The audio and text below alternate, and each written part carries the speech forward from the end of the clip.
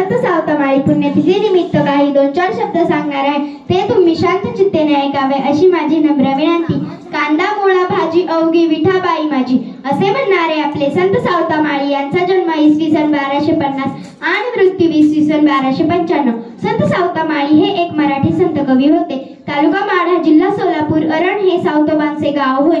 दैवमाळी हे सावतामाळी यांचे आजोबा म्हणजेच वडिलांचे वडील होते. ते पंढरीचे वारकरी होते. त्यांना 2 मुले होती, पुरसोबा आणि डोंगरोबा. पुरसोबा हे धार्मिक वळणाचे होते. शेतीचा व्यवसाय सांभाळून ते भजन आणि पूजन करीत असत, तसेच पंढरीची वारीही करत असत. त्यांचा विवाहही त्याच पंचक्रोशीतील सदुमाळी यांच्या मुलीशी झाला. संत सावतामाळी यांच्याबद्दल संत नामदेव असे म्हणतात, धन्य ते अरण रत्नांचीच खान, जन्मला निधान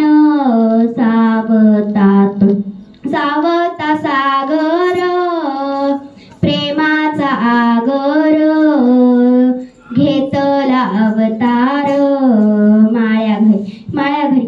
संत सावतामाळी यांच्याबद्दल संत सावतामाळी यांनी भेंडगावचे भानवसे रूपमाळी हे घराणे असलेल्या जनाई नावाच्या मुलीशी लग्न केले. तिने उत्तम संसार केला. त्यांना विठ्ठल व नागाताई अशी 2 मुले झाली. संत सावतामाळी यांनी सेना नावी नरहरी सोनार त्यांच्याप्रमाणेच आपल्या व्यवसायातील वाक्प्रचार शब्द अभंगात वापरले आहेत. एवढे बोलून मी माझे छोटेसे भाषण संपवते. जय हिंद, जय महाराष्ट्र.